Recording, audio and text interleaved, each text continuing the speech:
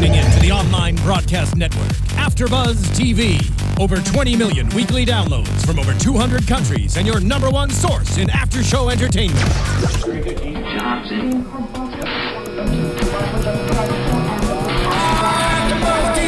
AFTERBUZZ TV, the destination for TV superfans. Producing aftershows for over 300 of your favorite TV shows. Interviewing celebrities and showrunners. And bringing you behind-the-scenes exclusives. All thanks to E! Entertainment's Maria Menounos, producer Kevin Undergaro, and internet leader Akamai. Now, let the buzz begin!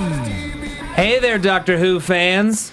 Guess who's back? Oh, do we not have a theme? There it is. Hello. Welcome back to the Doctor Who After Show here on AfterBuzz TV. We are back. Yeah, you thought we were dead, but we're not. We regenerated. That's right. Yeah. Oh, that could be cool. That could be a good justification for different hosts. Right? I think the same people. We just keep regenerating. We're talking about Season 8, Episode 1, Deep Breath. I'm Matt Lieberman. And joining me this week on the panel, Liz Rishmawry is here. What's going on, guys? Yes, Jessie Klein is here. Hey, everyone. And Gian Molina is here. Hello, people. Now, folks, we love it when you tweet us live during the show, so we're going to give out our Twitter handles right now. My Twitter handle is @Matt Lieberman. That's MattLieberman. Liz? You can catch me at Lizzie Maui at LIZZYMAWY. I'm at Jess Klein 1, JESSKLEIN, the number 1. Okay, and Gian. And I'm Gian Molina. That's GIANMOLINA.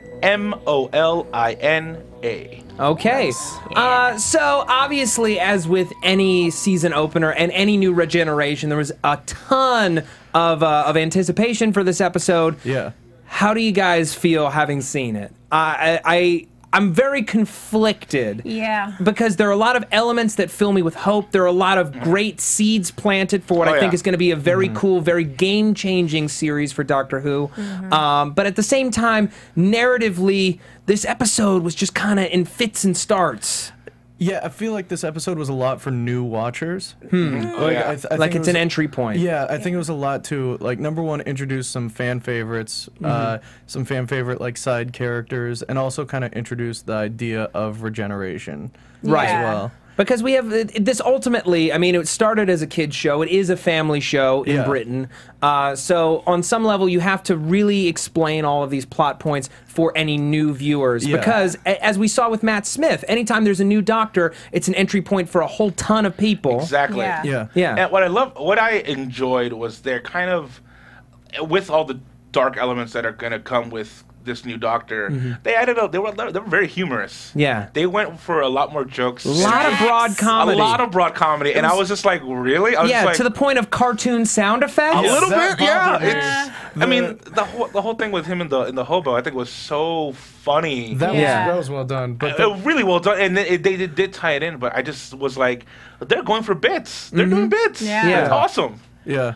I think it was really bit heavy, that hobo scene especially, but I think that also like helped explain when he was asking, like, what does this face mean? Like, what was I trying to tell myself with this, like, older, it's got so many lines. Well, there's an interesting point there, because there's a theory, because Peter Capaldi has obviously appeared in the Doctor Who universe before, twice, in The Fires of Pompeii in Season 4, and in Torchwood, in Season 3 of Torchwood, Children of Earth. It's so good. Yeah, oh, it's fantastic. So there's a question about whether or not is this just like a reference to it, just kind of a nod to it for fans in this scene, or Peter Capaldi in interviews has said we don't necessarily know that those people were in fact the people they said that they were. Is that some kind of hint that we're going to get, I don't know, that there's some kind of weird conspiracy that's going to loop us back through old seasons of Doctor Who? I don't know if I'm ready for the franchise to eat itself quite like that. I hope not. I really hope not. I'd like us to expand out forward. I think there's enough that the Doctor needs to resolve or make up for, that we don't need to go, that's just meta in on itself, and I don't think we need to go there from a writer's perspective. Sure. You know. Absolutely. So we open on this this Tyrannosaurus Rex. Mind you, the one major dinosaur we didn't get in Dinosaurs on a Spaceship. That's true. Stomping through the Thames. And we get to see Madame Vastra and Jenny and Strax once again. Always happy to see the Potato Man and friends. Yeah. I mean, he's the only guy I can cosplay, really. Yeah. Like. But this opening is just kind of, it just feels weird, right? It's like the TARDIS then suddenly kind of flies out of the dinosaur's mouth. Oh, yay, okay, we got doctors here, great. And they kind of walk down there, and it feels a little off. Am I the only one? It feels like the big reveal that the TARDIS comes out of the dinosaur, and then it's like the action stops. I think that's what to me was like, there was no, and like, let's deal with the dinosaur. No, let's just let it go. Exactly. You go over there, dinosaur. Again, I think it was a lot of like people in the last like few years got introduced to Doctor Who as Matt Smith. So I think a lot of it was like, okay, we got to explain why Matt Smith is now an old man. And like Capaldi did a great job as acting as Matt Smith. God. Like he did a really good job of like really embodying that kind of playful, fun guy. Yeah. I really love how they fit in, because we knew from the get-go when we found out that Peter Capaldi had become the new Doctor that he was going to keep his Scottish accent. Yeah. And I love how that played into it too. With, like, well, they flat out say that this Doctor is Scottish. Not every planet has a north. No, I'm Scottish now. That means I can complain. Just the way, like, why don't any of you speak regular English? And then, you know, Madame Vastra, Vastra has to like start speaking in a Scottish accent for him to So calm just to down. pacify him. Oh god. Yeah, and I love his first line is just shush. And it's very indicative of who this guy is going to be. He is in charge. He is dismissive. He doesn't care. And he's Scottish, so he gets to complain about whatever he wants. Was it just me, or did this Doctor took a little longer to figure himself out? It would legitimately. Like, because I thought, like, after that scene, he should already be like, oh, okay, now I realize I am the Doctor. But then he was in bed. He had to go on the roof to figure out the dinosaur thing. Well, let's look at these three regenerations, right? At least in modern Who as we know them. You know, Eccleston into Tennant, he was asleep for most of the episode, but then when he wakes up, he very much knows himself. Exactly.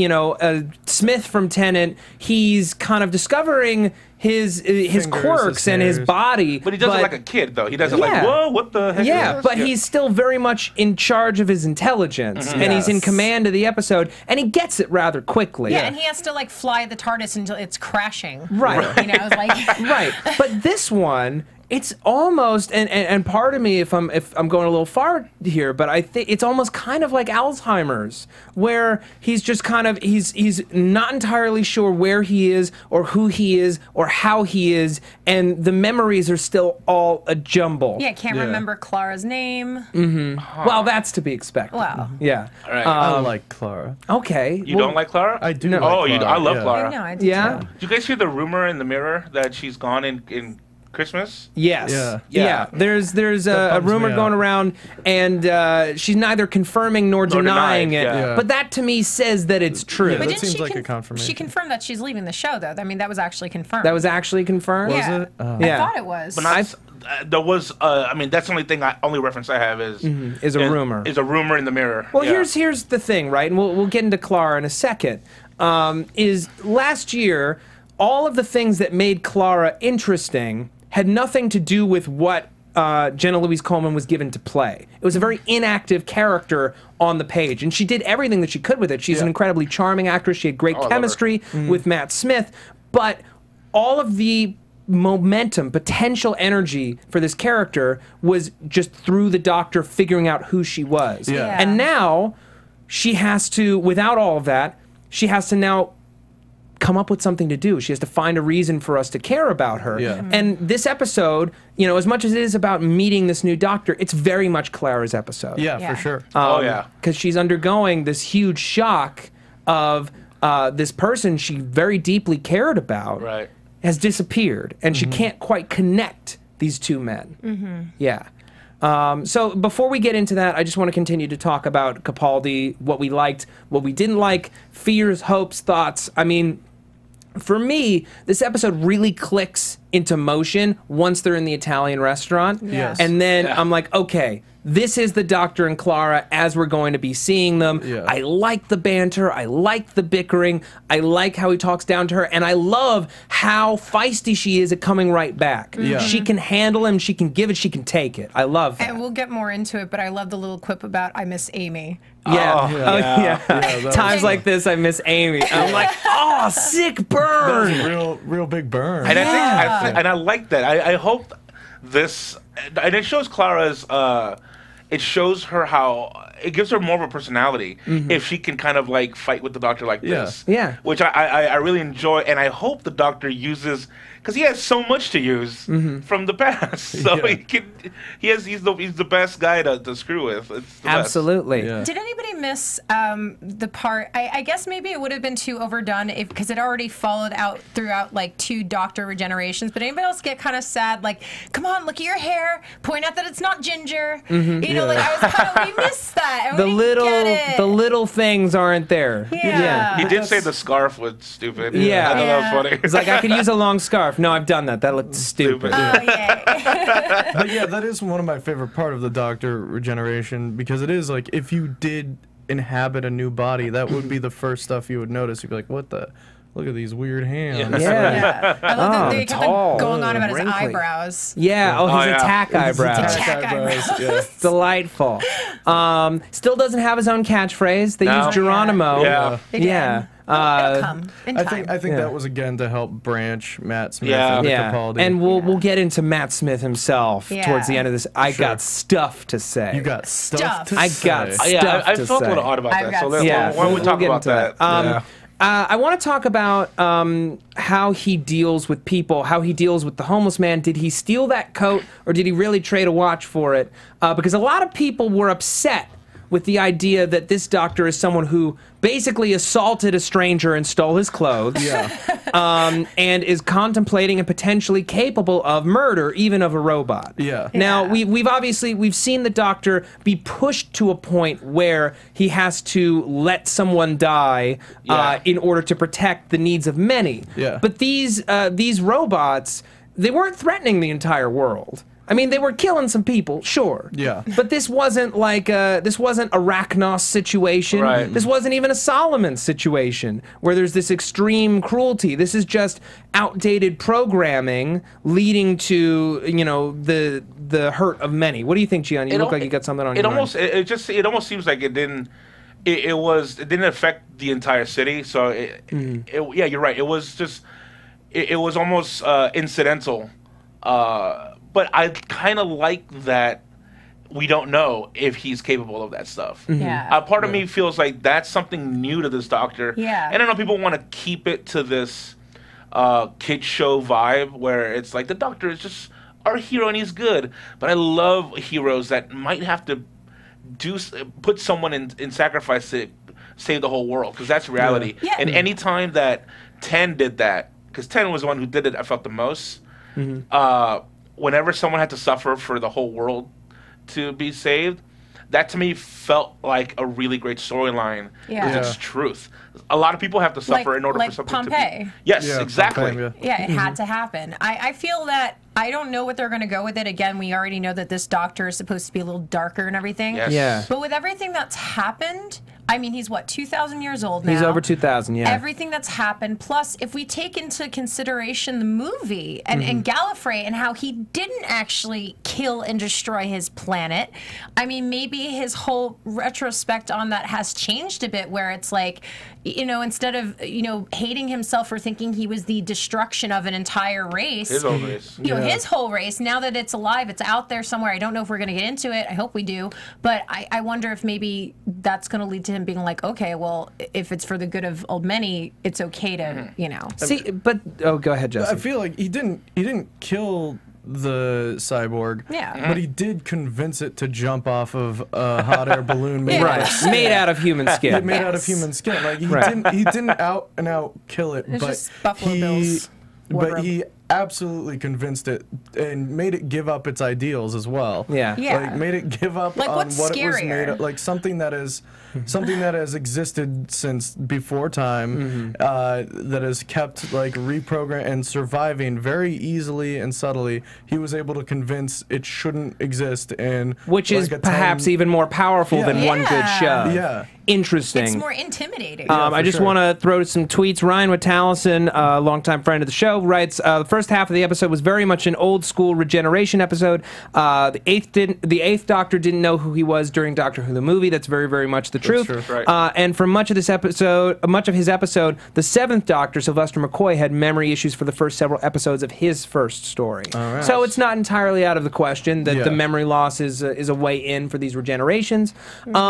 You know, I like that it's ambiguous because it really sets up between that and when he abandons Clara Oh my gosh. in danger, which we'll get into in depth. It establishes what I think is the main conflict and theme of this season, and it's been all over the promos, is who is this Doctor? Is he a good man or isn't he? Right. Yes.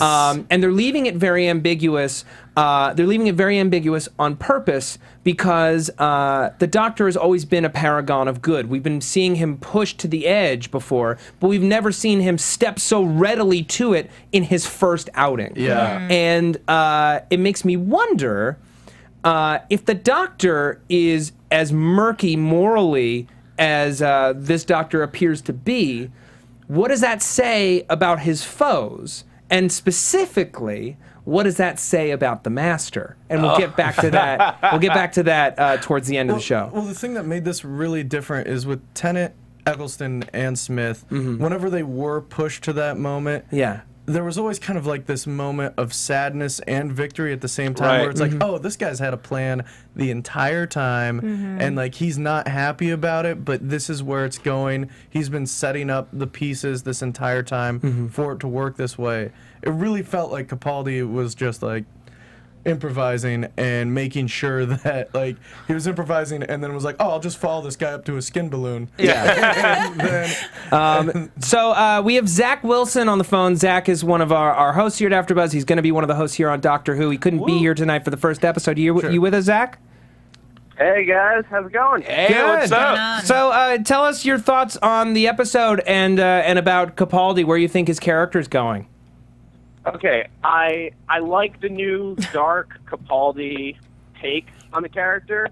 I like that sort of like he's the reverse of Matt Smith, where Matt Smith's Doctor was very much, he was the light guy at the front. He was light first and dark only when necessary. Capaldi seems like he's going to be dark at first and light when he has to be. He's going to go for like the intense stuff at his first trial. I like the episode because like he attacked before he was nice. He attacked the homeless guy. He attacked the robot guy.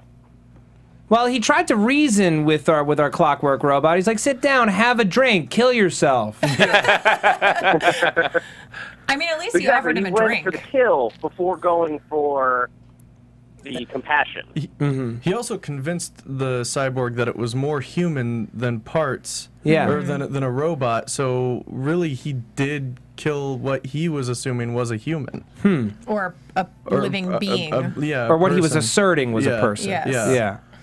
Interesting. Any other thoughts, Zach? I mean, he's still the Doctor. Yeah. So he's going to be a good guy first. Yeah. He could be a good It's just person what's his with a method dark past. is I guess is what we're going to figure out. Yeah. I think this is like the Batman Doctor. Oh, Like yes. dark past, Yes. brooding, mysterious. But Isn't that still awesome, 2,000 though? years old. Isn't that awesome though? Like I feel like some people are scared to lose our because I know especially with Matt Smith we had a more playful, fun Doctor. Yeah, we had like fish sticks and custard. Yeah, you but know? like why not have a guy who's like a little more brooding, a little more intense? eyebrows. Yeah. As long as we don't lose the sense of adventure, because that's what Yes. everyone Yes. loves Right. about Doctor Who is it's a great fun adventure. So as long as there's some way to cut that. Yeah, there's Yeah. a question So of we can how still enjoy far can you go without betraying what makes Doctor Who Doctor Who. Exactly. Yeah. Yeah. Yeah, we lost the fairy tale aspect maybe, but we gained the mad scientist adventure. And I'm wholly okay with that because as much as I like season 5, this isn't a fairy tale. Yeah. It's a science fiction show. Exactly. Yeah. Do you have a favorite thing about this episode, Zach? I think attack eyebrows may have been. Straight up look into the camera. That whole conversation where he's like coming into his own, where he's figuring out his face. The idea that like where his faces come from, playing with like the subconscious of where the regenerations come from. I love that idea. Yeah, and we get this later callback when he shows uses the platter to show the leader of these cyborgs his own face, and we get to see Capaldi's as well, and we kind of get to mirror them against each other. This is a guy who has regenerated so many times. How much of himself is still the Doctor? Yeah, it's almost like a relation to him and the cyborg. The cyborg keeps quote unquote regenerating itself. And folks, we know he's not really a cyborg. He's a Clockwork robot, but just bear with us. Yeah. Android. Well, they referred him as Android. So exactly. Oh, that means he and Rory were around. Yeah, at the same time. There you go. Well, I thought that was a really, really powerful moment where he's basically asking this cyborg, like, how do you even know who you are anymore? Right. Because you don't even look or have any of the same pieces that you originally had. Yeah. So how can you even tell yourself that you're the same thing? And there was that really awesome moment where he looked and it was like he was asking himself as well. Exactly. Yeah.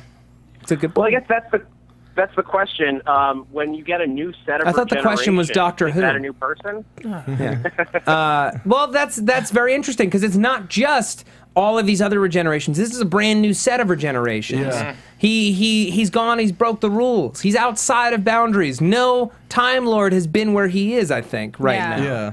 Or at least it's Didn't the Master plausible. get a new set at some point? Yeah, well, we'll see. The Master was also like an amorphous slug being in Doctor Who the movie, so I'm willing to say he's outside the rules entirely. What a terrible regeneration that would be. Yeah. Oh my God. Well, he was, and then he was Eric Roberts, which is the worst regeneration you could possibly ask for. Oh, dude. You just wake up in a body with a massive coke problem. Yeah. Okay. Zach, do you have any other quick words you just want to give us while you're on the air? Yeah, I mean, my main, I liked a lot of this episode. I like what I see of Capaldi. My main gripe, though, why it left a bad taste in my mouth at the end of the episode, was Matt Smith's appearance. And Matt Smith is my Doctor. I love Matt Smith. I could rewatch his episodes forever. But it stepped on his goodbye. Yes. So much. He had a great goodbye. Why do we need to see him again? He effectively died in our minds. It's such an emotional goodbye.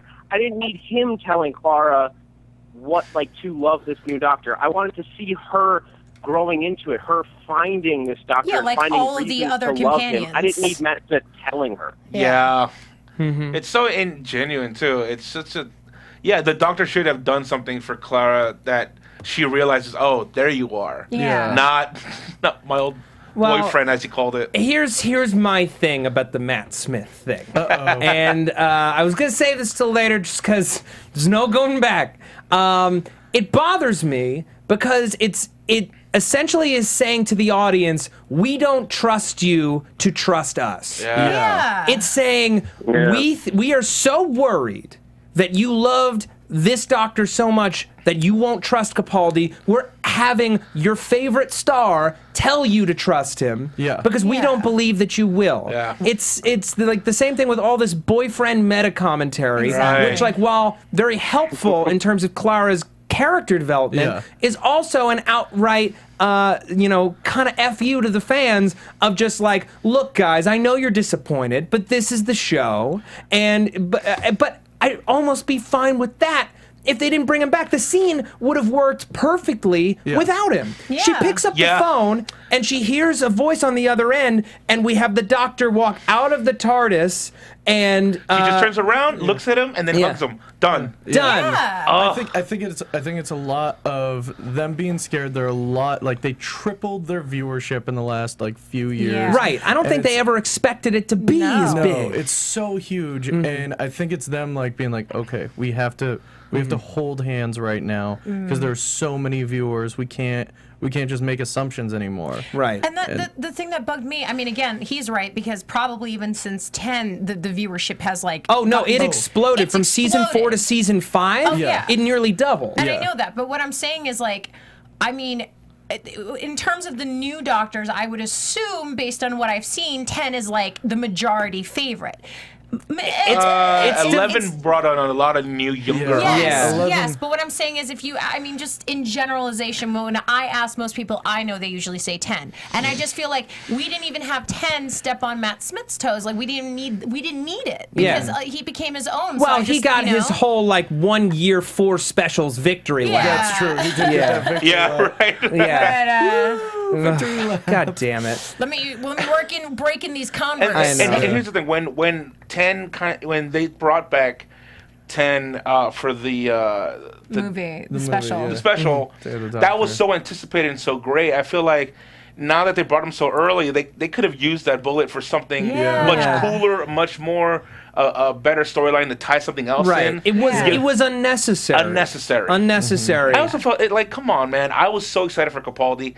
Don't take it away from Capaldi. Yeah, he did an amazing job. He didn't need it. He didn't need a Matt Smith justification. Agreed. All right, so Zach, thank you so much for joining us, and of course you're going to be on more shows. Can you let people know where they can find you on Twitter?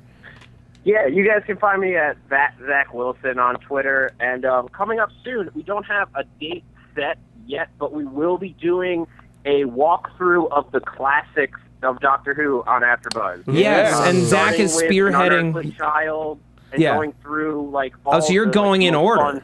Oh, I'd love to be on that. That sounds awesome, man. Yeah, we used to do classics on this show, and it just kind of fell apart due to just scheduling conflicts. And Zach has been instrumental in bringing that back.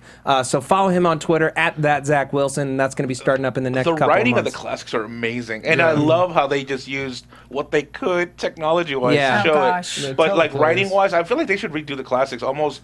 Not to disrespect the old times. Not all the classics. There are a lot of terrible episodes. There are a lot of terrible episodes, but there's some that, like, given the right production behind it, would look amazing. It's true. All right, so Zach, thank you so much for joining us, man. We'll see you next week. Thank you, guys. All right. See you in a couple weeks. All right. Later. So I wanna get to talking about Clara because she deserves her due. She is the companion. This really is her episode, and coming into it, she's already frustrated and weirded out. And, she's grateful to see some familiar faces because this guy who's been badgering at her and flying the TARDIS all wrong, assumedly, she's just is an alien to her. No pun intended. Right. So, let's get into it. This is somebody who she's gotten the short end of the stick narratively for her entire appearance, at least since the snowman. And it's like, I have this like very cynical thought whenever I see her in Victorian dress, because I'm just sort of like, oh, remember the snowman when she had all this potential before she was given a BS storyline? Which she was in some Victorian, didn't she put on some Victorian dress? She did in the Crimson Horror last season after the snowman. And she's really pissing off Madame Vastra, specifically with the line, so how do we change him back? Yes. She doesn't realize the magnitude of what the Doctor was doing when he let her be in his presence when he changed. Exactly. It's a very personal thing. It means that he trusts her completely to take care of him when he is out of sorts and in a new body and afraid. And Madame Vastra takes it as a slap to the face. Oh, yeah. And that's why she covers up her face. Put my veil. I'm going to go fetch my veil. And everyone else knows what that means. Yeah, oh, man. Yeah, we're in for a long night. She was upset. She's upset. Yeah. By the way, I would love to see a Vastra sideshow. Like if they did a spin-off show, like just a new Sarah Jane Adventures, but with Madame Vastra. Vastra, Jenny. They were talking about that, and then they said it wasn't going to happen. Like solving mysteries in Victorian England. It would be really fun. It would be so cool. Come on. Can I just say, I don't know if we're going to get into it. We're going to focus more on Clara right now because it's her episode, but oh my God, Strax. Yeah. Like, Strax was hilarious in this episode. He's always hilarious, but oh my God, like the newspaper. And like, we're going to dip him in acid. When he threw it and smacked Clara in the face, I was like, "What is this? This is awesome." There was that weird scene. There was that weird medical examination. Yeah. Scene, which it felt like, why am I seeing this? Well, that's the thing, right? Yeah. So this episode leaked, weeks ago, and people were like, "Oh man, it's an 85-minute work print cut. It's got to be. They're going to cut some stuff out." No, it's literally the whole episode because the episode is 85 minutes long. Yeah. This episode, I think, could have been vastly improved by a lot of trims. Yeah. Oh yeah. It's fat, and I know that there's like a lot of like fun bits. Like this medical examination scene has some good jokes in it. Newspaper slap. But like just like some like trimming and focusing, I think could have turned this episode from what is ultimately for me like a 6.5 or a 7 to like a solid 8. You know what I mean? And leave us wanting more. Set up the next episodes. Set up the Doctor and Clara. Yeah. Like, there's so much they could have done. Why they did that? I mean, I guess they were scared. They wanted to kind of keep it light, even though we're introducing a darker Doctor. So the world was lighter than the Doctor. Yeah. Which is a little weird to like, oh, nothing's wrong here. Yeah. It's just we're just having a gay old time in jolly old London. And then this guy's like With trying a to figure out dinosaur. shit. It's like, whoa, okay. With dinosaurs and cartoon sound effects and dinosaur newspaper dies? slaps and that cartoon sound effect really drove upset me Did it really? insane. You know what? Which That's my scene gripe. was- So with it's Mexican- when the mind link between Madame Vastra and the Doctor when she God, puts him to you're sleep right. and it's like a boing. Oh my God, you're right. It was literally the noise of Wile E. Coyote getting hit in the head with an anvil. Yeah, It was like, legitimately. Oh God, it's like in my head now, and now I can't get it out, and now it annoys me. Yeah. yeah. I think at that very moment, like my cat, like jumped up and It's knocked over just such something. a baffling choice. Yeah. Yeah, and it's worrisome. But I want to jump back into Clara. The scene between her and Madame Vastra, where Madame Vastra's like, "Look, you obviously don't respect the Doctor or me. I wear a veil not for myself." But because of all these people who, can't see me for me and, treat me as some kind of disfigured person. I'm a reptile. Yeah, I'm a reptile. I own it. And also used her relationship with Jenny and that veil as well, where she's her assistant. Which, like, we get some hilarious moments from Jenny where it's like, well, then why am I still pouring tea in the house? Hush now. They have the kinkiest relationship. Oh my God. I love that, which is why the spinoff has to happen. Yeah, But anyway. I mean the whole scene where like she's posing, she's like, I thought you were painting me. And it would be, I think it would definitely be the first children's show with a married lesbian couple as the leads. Solving married mysteries. lesbian Interspecies couple. Yeah. And we get their first good for like the world. major kiss, but it's really just to spread air back and forth. No, it's not a kiss. It's a James Censors. Bond kiss. Children, parents, outraged parents, it's not a kiss. She's just giving her oxygen. Obviously. And it was a great setup the way they said that. We all know what it is. Yeah. I loved the scene where Clara is holding her breath and she's trying to escape. Amazing. That was so well done. Really harrowing, really well directed. Ben Wheatley, who directed this episode and the next episode, director of movies like Sightseers and Kill List, which are both awesome movies. You should check them out.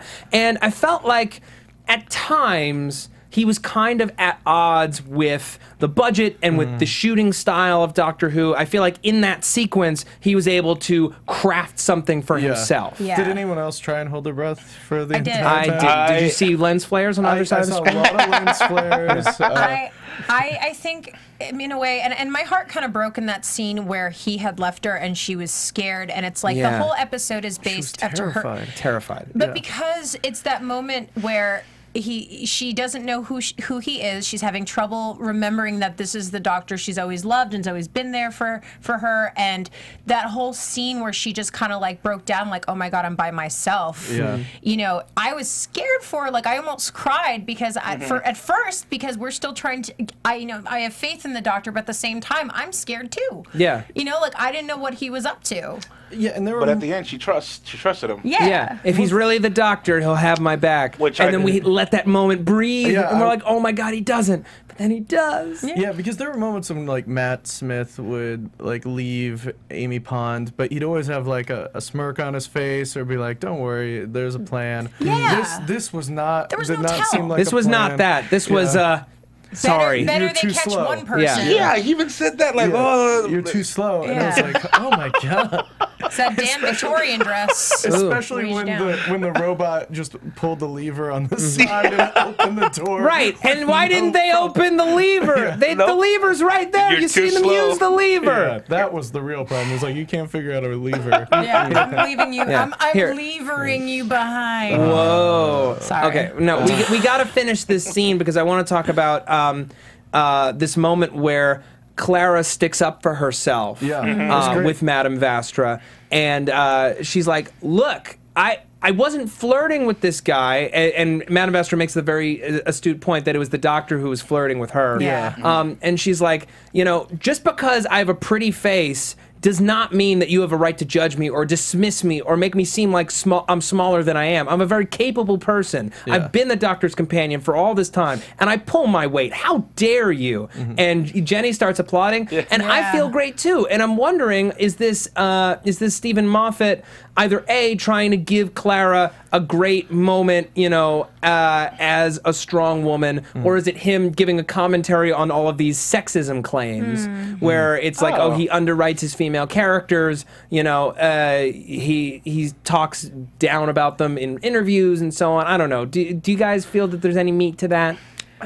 I think it was. Am I searching for meta commentary where there isn't any? I'm gonna go back to what I've been saying this entire time. I think it was introducing everyone to the character of Clara. Like, I think reintroducing her, or introducing for the first time. But like, just like saying like, yeah, this girl is like pretty and small, but she's got like a bunch of attitude, which is her selling point. Yeah, she's got so much attitude, and she brings the two. Yeah. And she's got experience as a school teacher. Yeah, she and does. it arms her with knowledge. I love that. I love that in the flashback. Yeah. During that kind of when she's holding her breath. I thought that was so wonderful of her, and she uses her own like the thing that she feared or couldn't handle. That's how she kind of stood up to this cyborg guy. Yeah, she uses this miscalculation, this error in teaching as an opportunity to realize, okay, this guy's gone way too far in terms of his threatening. Yeah. There's nowhere he can go but down from it. Exactly. So I'm going to stall for as much time as I can. And she does an expert job. And Jenna Coleman just does a wonderful job. Acting wise, she's did amazing. anyone think that when she made him repeat destroy that he was then going to say exterminate? And I was like, oh no, a little bit. I was like, oh no, it's repurposed. That would be too much for me. Yeah, That'd be way too much. I also think that, like, just based on the whole thing with you saying Moffat and why he wrote that for her, or, again, I agree with Jessie because I think it's a reintroduction to the character. But also, you know, when we talk about how she did the best she could with what they were giving her in the last season, you know, we first got introduced to her with, wasn't it Tennant?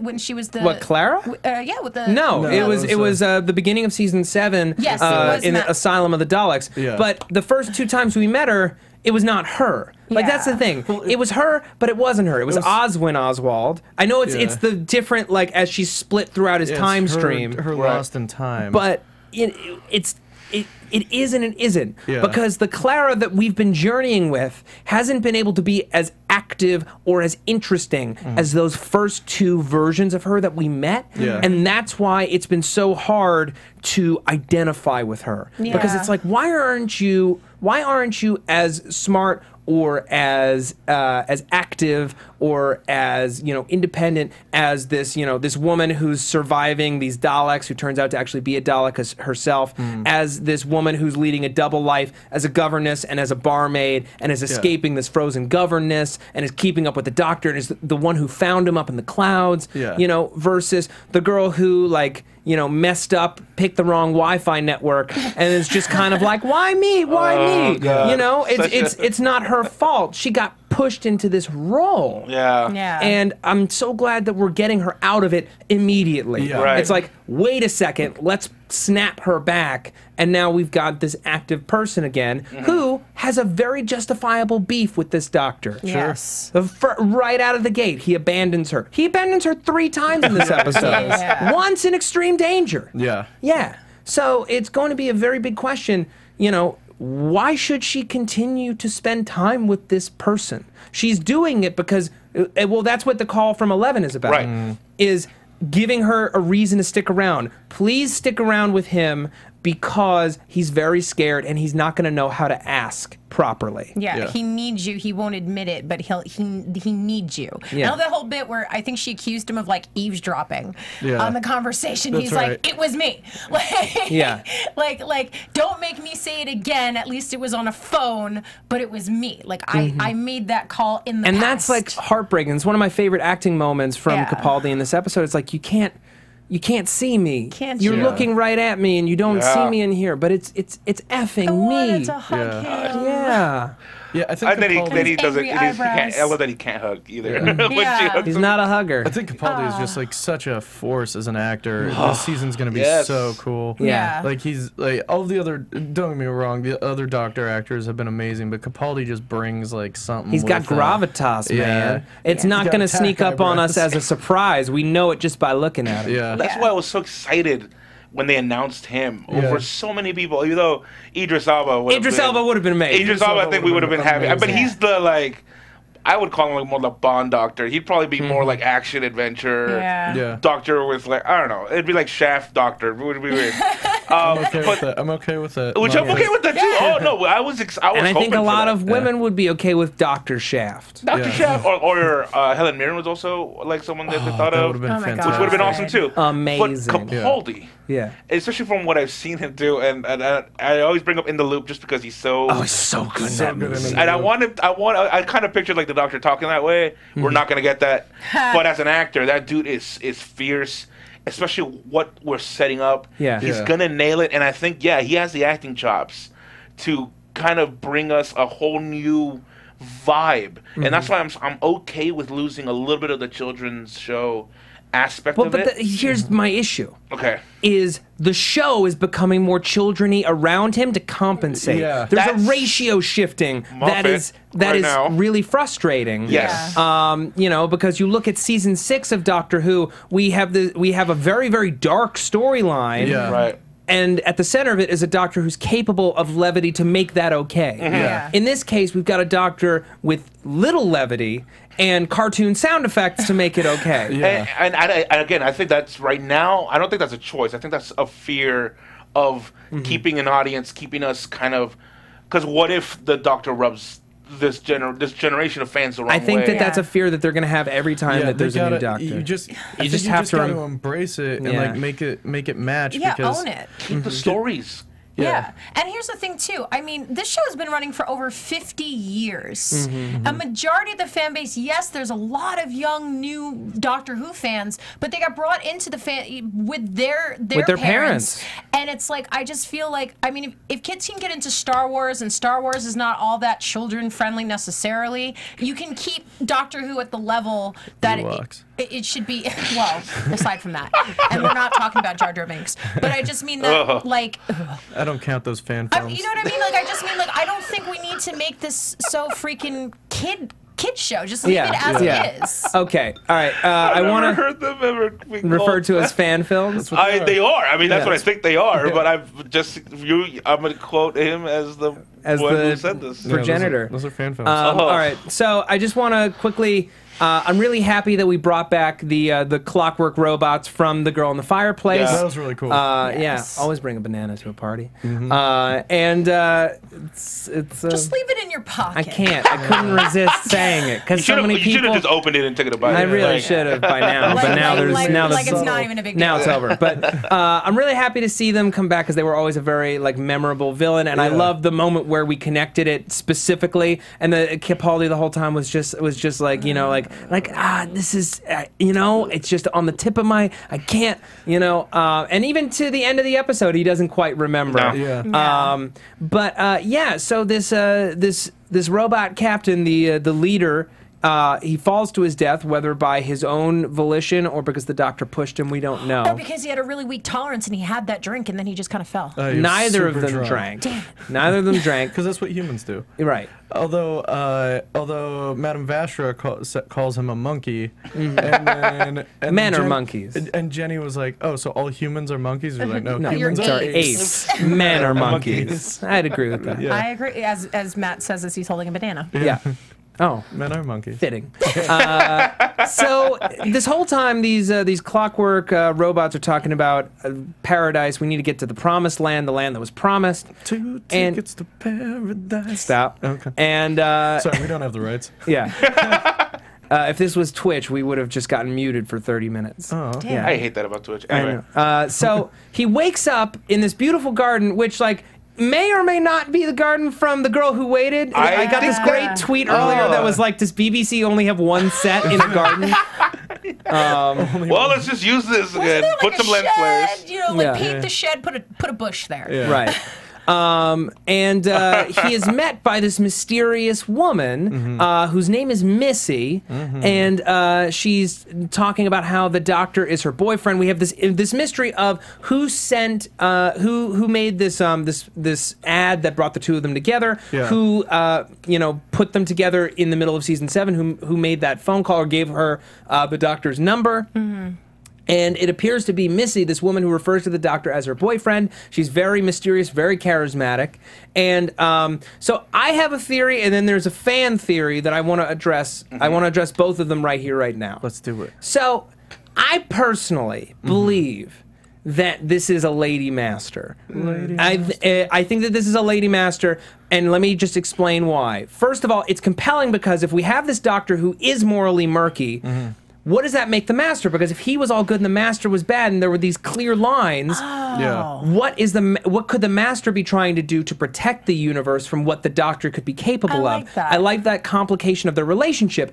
And in referring to him as her boyfriend, I've always seen their relationship kind of like Batman and the Joker, where one can't exist quite without the other, and there's this perverse, almost romantic element in that they keep fighting, but they can't quite kill each other. They just need to continue the battle forever and ever and ever.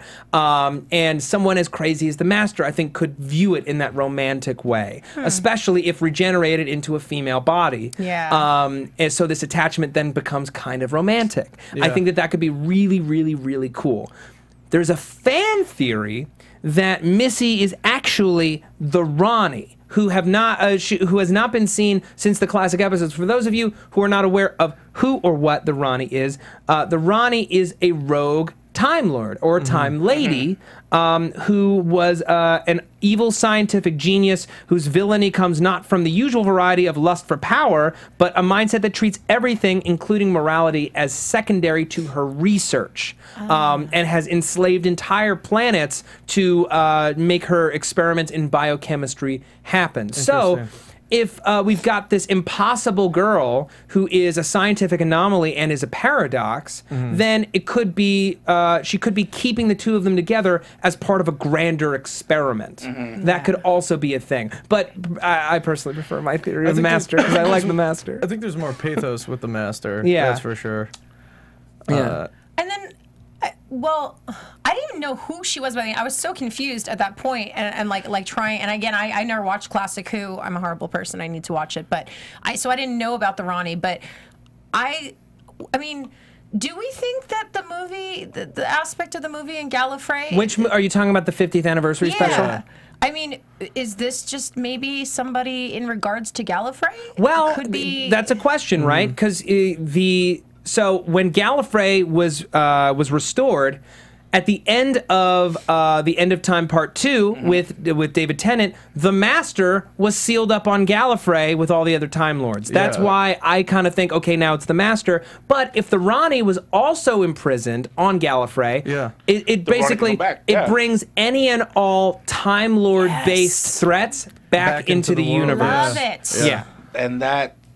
I mean, that would be amazing. I want more Gallifrey interaction. Because, I mean, if you listen to the radio plays, which is my baby, that's what I love, listening to the audio books. Or not books, the Big Finish audio? Big Finish. Oh, come on. Like, they're all great. A lot of, like, Gallifrey, there's a lot of interaction with Gallifrey, whether it's, like, battle TARDISes and other doctors that, not doctors, but, like, other Gallifreyans that kind of guard time and space. Time Lords. Yeah, pretty much. And I want that to happen in these upcoming episodes. I mean, maybe not. I won't be as heavy-handed, but I'd like there to be some sort of hint. So if this is a Ronnie, that would be amazing. Yeah. As just a, introduce that back into our world of the Doctor or this regeneration. Your master theory is...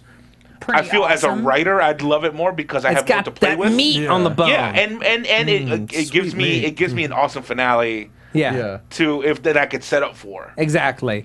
Just really quickly, I want to give credit to Travis Bunch at DC Fanboy 1103 for the Ronnie theory, and I want to give a shout out to at Marcos Negrete. I really like your female master theory. It makes a lot of sense, especially since in Harvest of Time they mention female forms. Yeah. And then also at Zevader writes, "Am I the only one who wondered what the Doctor was writing on the floor and walls of his room before he jumped out of the window?" I thought he was still translating what the dinosaur was saying.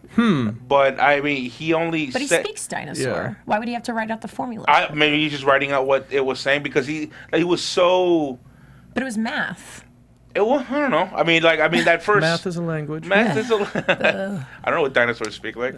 Whatever. The final moment, going back to that, I was really interested in the morality of that because the Doctor had convinced this robot that there was no paradise and that there was no afterlife. He was very firmly an atheist Doctor. Yeah, he's very firmly that was part of him, like, breaking it down, all of its theories, and this thing had been believing it for forever. Yeah, it almost felt like a cult that this thing had come from. Yeah, so I thought it was very interesting that it then is in this paradise that it thought had been promised its entire existence, and how the Doctor kind of forced it into it, whether through pushing or vocal pushing. Right. Either way, it's pushing. Yeah.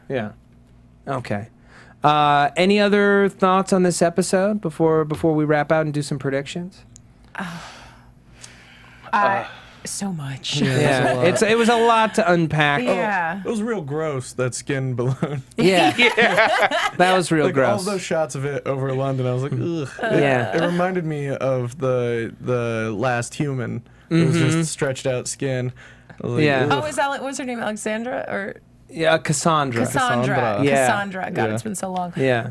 It was Cassandra. When they were in the restaurant, I thought that was kind of cool because that like you said, it locked us into Clara and the Doctor's kind of relationship now, and it also kind of gave us a little bit of like the puzzles, like them figuring out like the eeriness of So I'm hoping. I mean, not as a prediction, but I love that. I love seeing us back in action. We kind of not forgot, but for that moment we were with them, like, oh, they have to figure this out. They have to figure out what's the next step. They have to get out of this possible trouble. I'm locked in. I love that. That kind of brought me and locked me in a little bit more in this episode. Yeah. Great. I mean, we've been kind of doing some predicting this whole episode, but I want to head into predictions just formally. Can we do that with a sound effect? There it is. And now, you're AFTERBUZZ Not a kaboink. TV. Okay, so for anyone who considers any information that has been released about anything to be spoilers, now would be the time for us to graciously ask you to turn off this podcast, as much as we like you, because we're going to talk about anything and everything that we currently know or that has been released or anything to do with the next couple of episodes. So we bid you a fond farewell, and thank you for listening. We'll be back next week, Monday, live at 6. So if you want to watch online at AfterBuzzTV.com and tweet us live, you can do that. So thank you. Okay, so the next episode, also written by Ben Wheatley, is called Into the Dalek, and it looks like the Doctor is heading inside of a Dalek for some unknown purpose. I thought that was awesome with the ending kind of like preview of the episode. I was like, yes, that's the action I want. Yeah. I can't wait to see that. Yeah. Well, so a few episodes, the first 4 episodes were all leaked. Yeah.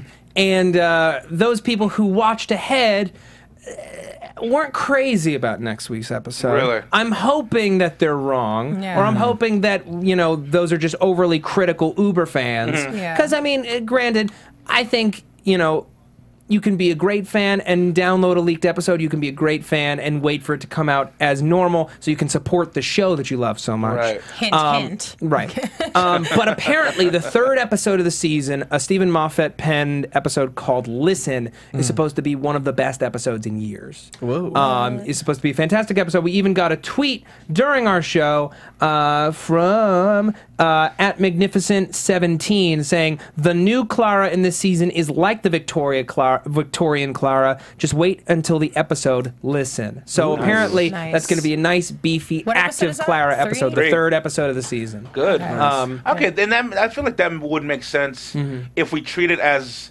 episode 1 and 2 are the pilot episodes. Yeah. Meaning like, all right, let's transition you from Smith to Capaldi, but still keep a little bit of Smith. Establish now the we characters. have a Capaldi by himself episode. We'll bring Daleks in. You know what Daleks are.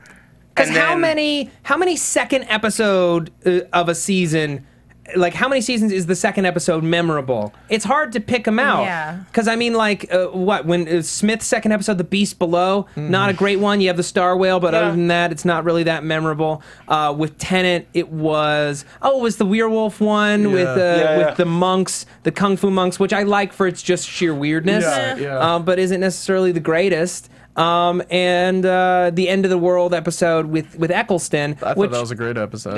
You were a big fan of that one? Yeah, I thought it was really fun. I thought it was a little slow. I didn't like the first one. I liked the second one more. Yeah. The first one was more like, oh God, why would I watch this? And then the second got me. I read one review from somebody who had seen the first 4 episodes and was like, I wish that people could just not watch the first 2 episodes and start with Listen because it's so good that it makes 1 and 2 better.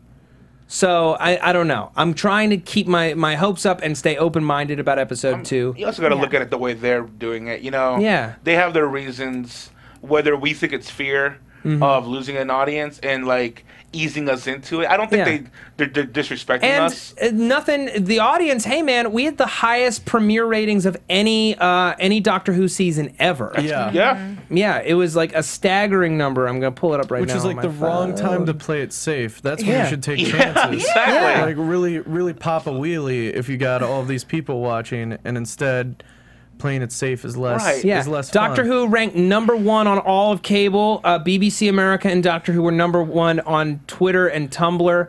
2.58 million total viewers live on a cable network, especially on BBC America, is huge. It's their biggest Saturday night ratings ever. And we at I.O. after Doctor Who Live, we screened it for an entire full audience. Nice. Sitting down like in I.O.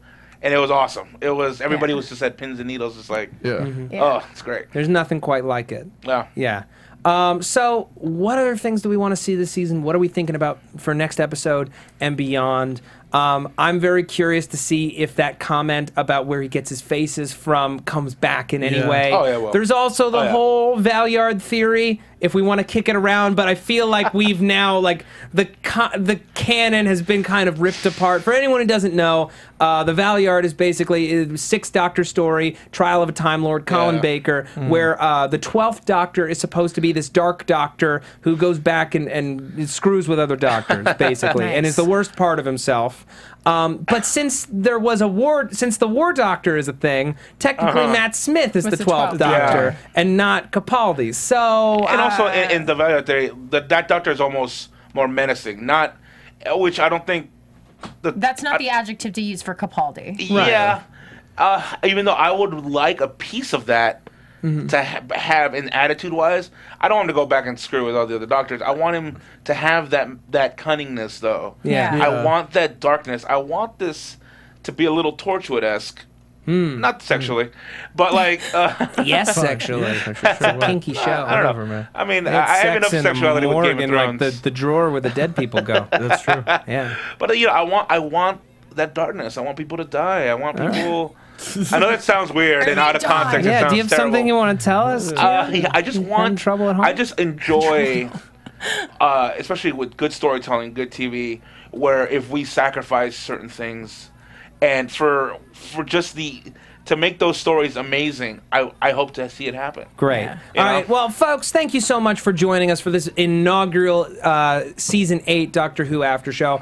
We're going to be here all season long. I'm going to be here for every episode, and we're just going to do a rotating panel of folks so we get a diverse array of voices. Everyone and their mother wants to do this show. We're going to of course. Yeah. We're going to regenerate, though. Don't worry. So rather than do a Thunderdome and have only 3 people, we're going to regenerate every week. I would have won. Yeah, okay. Well, Bring it. all right, Liz Rishmawry, where can the people find you? Hey guys, you can find me on Twitter and Instagram at Lizzie Maui. That's LIZZY-MAWY. You can also catch me next Sunday for the season finale of Legend of Korra, and of course Sword Art Online. Okay, and Jessie? Yeah, you can find me on Instagram and Twitter at JessKlein1. The first Sunday of every month, you can find me on the iOS main stage with DJ Fawcett with Matt Lieberman. Hell yeah. And this Thursday, you'll see me on the finale finale. of Defiance with me as well. Defiance. And Gian. Hell yeah, guys. You can find me on Twitter as well. At Gian Molina, GIANMOLINA, and also on twitch.tv/Socialtron Live every Tuesday night at 6 and every Saturday at 2 p.m. I do a streaming show on Greg Grumberg's new Twitch channel. Oh, very cool. Called Socialtron Live. We do video games and challenges, and we're nerding out. I'd love to have you guys on. That'd be a blast. One of these days, and I extend that invitation to you now, and it's really fun. So that'd be great. Yeah. We're doing a charity stream the first week of September. Okay, so that's coming up very soon. All right, awesome. And you can find me on Twitter at Matt Lieberman, MATTLIEBERMAN. You can also find all my videos for SourceFed and SourceFed Nerd on YouTube, and my personal channel, youtube.com/Matthew D. Lieberman, which is launching in earnest at the end of September, as well as a bunch of other AfterBuzz shows. Thank you guys so much. We'll see you next week. Good night. From executive producers Maria Menounos, Kevin Undergaro, Phil Svitek, and the entire AfterBuzz TV staff, we would like to thank you for listening to the AfterBuzz TV network. To watch or listen to other after shows and post comments or questions, be sure to visit AfterBuzzTV.com. I'm Sir Richard Wentworth, and this has been a presentation of AfterBuzz TV. Buzz you later! The views expressed herein are those of the hosts only and do not necessarily reflect the views of AfterBuzz TV or its owners or principals. Thank you for watching AfterBuzz TV on YouTube. For more of your favorite after shows and interviews, subscribe to our channel here, and be sure to share your opinion on the episode in the comment section below here. We'd love to see what you guys are buzzing about. Thanks again. Buzz you later.